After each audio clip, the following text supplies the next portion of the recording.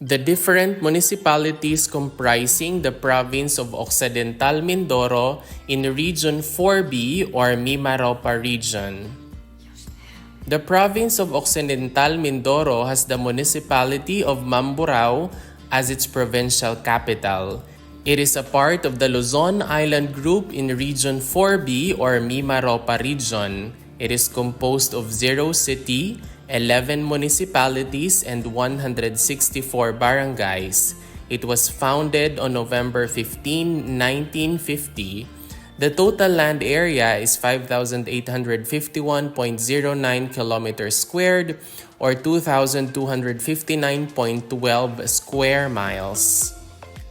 Occidental Mindoro is bordered clockwise from the north by the Verde Island Passage, Oriental Mindoro, Sulu Sea, Mindoro Strait, and the South China Sea.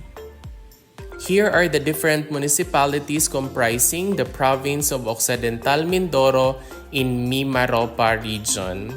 The first one is the municipality of Abra de Ilog with 10 barangays, Municipality of Calintaan with 7 barangays, Municipality of Looc with 9 barangays, Municipality of Lubang with 16 barangays, Municipality of Magsaysay with 12 barangays, Municipality of Mamburao, which also serves as the provincial capital, with 15 barangays, Municipality of Baluan with 12 barangays, and the Municipality of Rizal with 11 barangays.